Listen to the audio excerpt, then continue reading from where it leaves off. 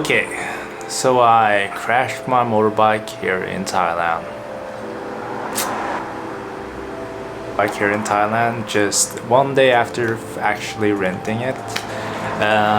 So it's been 2 weeks now, and today I wanted to share with you my experience of what happened and what you should look out for when if you're thinking of renting a motorbike here in Thailand or Southeast Asia.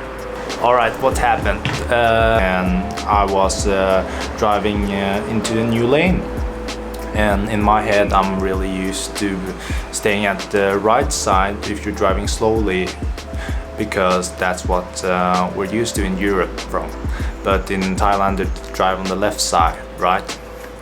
So when I switched in the lane, I went to the right side, and when I went in there, I remembered that it's the complete opposite here in Thailand. They drive on the left side. So I was trying to switching lanes, and in front of me was I thought was a car that was actually driving. In reality, he was just standing still. I'm not sure what happened, but he was just standing still. But in my head, I thought he was moving. So while I was driving on the right side, I tried to switch lane to the left side, which is really difficult because yeah, you have to kind of make your own space. People really don't give you that space to drive into the right side, so you have to see the openings yourself.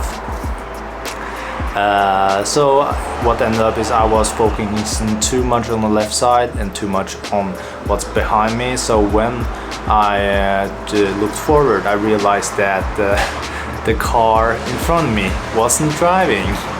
So what ended up happening is me colliding on the back of the car that stopped in front of me, that wasn't driving. And the funny thing after that, when I collided with the car and fell off my motorbike, I tried actually to move my motorbike to the side of the road to not like block the road for the other trafficants. And I was still dizzy when I woke up because I just crashed my scooter, right? So what ended up happening is that I forgot to take off my keys while I was before I picked up my bike. And so when I picked up the bike, I pulled too much on the handle, and remember, I was still dizzy, so the bike started driving off itself because I pulled too hard on the handle, right? And I lost control of the bike and it crashed into another car.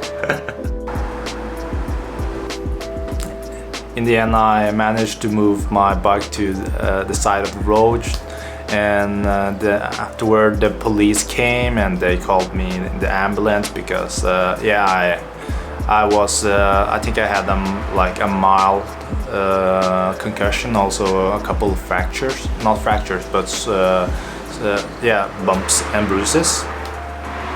When I got picked up by the ambulance, it was cool that the ambulance drove me to like the university hospital, and everybody in this university hospital was younger than me, and they looked like they were like 19-20 years old, which doesn't mean, it doesn't have to mean nothing, right? But I was really skeptical about it.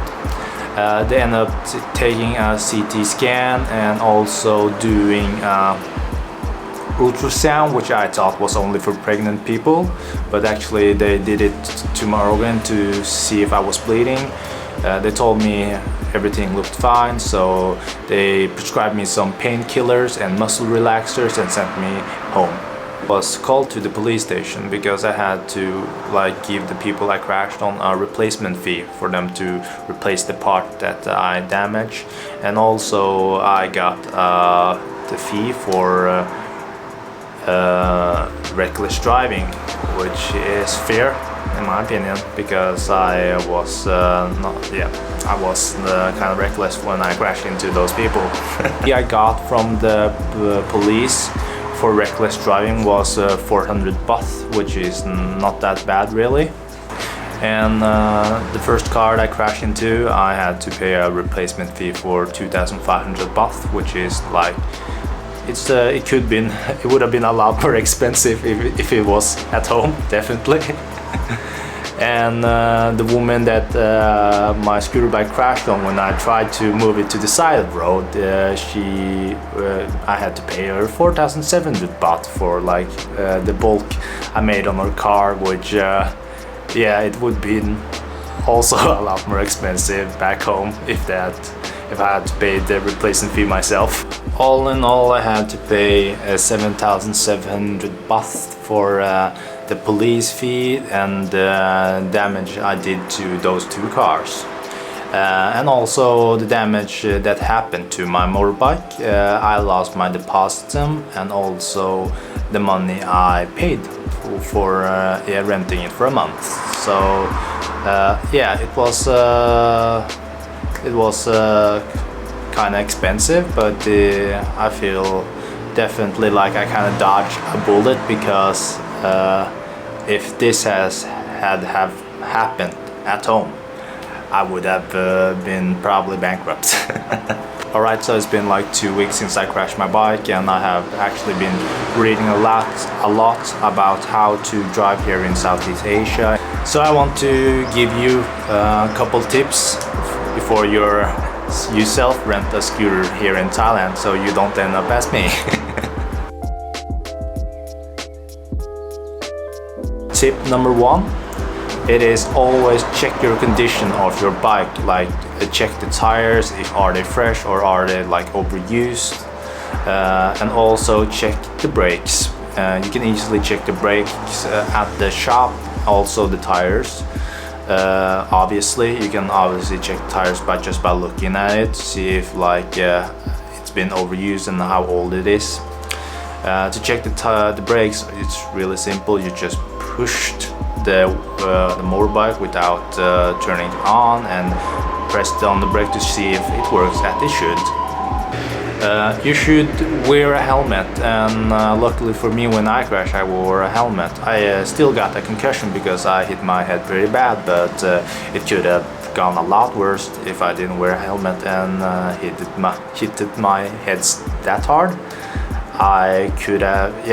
It could have been a lot worse, so definitely wear a helmet. And if you're gonna wear a helmet, you should consider choosing a helmet that fits you snug. Like wearing a loose helmet is basically wearing no helmet. Also, what I recommend you to do is choose a helmet that also covers your jaw, which in case you fall on your head and land on your jaw, it's still protected by the helmet. And also wearing a helmet here in Thailand is actually in the law. So if they catch you not wearing a helmet, you either get a ticket or you have to pay them off. So just wearing a helmet could have saved you a couple bahts, right? Tips number 3 is have travel insurance or have insurance. Luckily for me, I had travel insurance, which covers the injuries I would have gotten, but also the motorbike place I rented the phone also had like a health insurance with the motorbike that covers any damages that happens to me while I'm riding those motorbikes. So if you don't have a travel insurance that covers your health in case of an accident, I recommend you to actually rent a motorbike from a rental shop that have health insurance when renting those motorbikes. For tips, it's simple. You should have a driver license, of course. A lot of people drive without a driver license, and that's fine too. But in case a crash happened, they asked me about my driver license, and I felt it could have been a lot worse if I didn't have a driver license or an international driver license, which I had. So sometimes people stop you, like the police stop you and ask you for a driver license, and if you don't have that, you usually have to pay them off, which usually costs you a couple bucks too. Bring your driver license and an international driver license if you have it. Number 5 will be about driving here in Thailand. If you're like me and don't have any experience at all driving in Southeast Asia, you should definitely be aware of your environment, because it's definitely a lot different from where I'm from in Norway, and also in the western part of the world, where defensive riders actually get rewarded. Here it's kind of different. If you're a defensive rider, that can actually be a negative thing, because it sometimes stops the flow of the traffic, and being a defensive rider can actually get you into accidents. So be aware of that. You should also avoid frequently switching lanes or overtaking lanes, because it's really difficult here in Thailand, especially with the cars here. And yeah, try to not switch or overtake lanes that often. Try to not drive on the side of the tuk-tuk or the songthaevs, because when you drive on the left side, sometimes they don't see you or pay attention to you, because when driving the songthaevs and the tuk-tuks usually just drive into the left when they want to pick up customers, and a lot of times they don't pay attention to what's left for them. So be aware and try not to drive too often on the left side, or try not to be too often on the left side of a songthaev or a tuk-tuk. And the last advice about driving here in Thailand is the bigger vehicle has more rights here, and that is completely opposite of what's back home, but you should be aware of that here. And also I recommend you that if you haven't driven here in Thailand and don't have any experience, you should probably start at the city that's probably have real easy traffic, where there's not that many cars and the speed are slow and the road are kind of empty. It makes it a lot easier, and you can kind of get your groove on before actually riding in the big cities.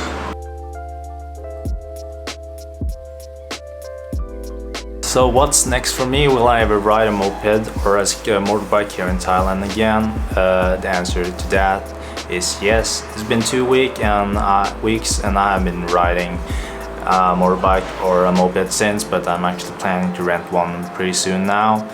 I'm thinking of starting off really slowly, actually practicing in the parking lot, and after that gradually move into the main road. I hope you guys enjoy these videos. I hope you guys drive safely, and yeah, I wish you guys best of luck on the road. And if you enjoy this video, please please drop a like, and if you want to see more, please subscribe, and yeah, be careful. Peace.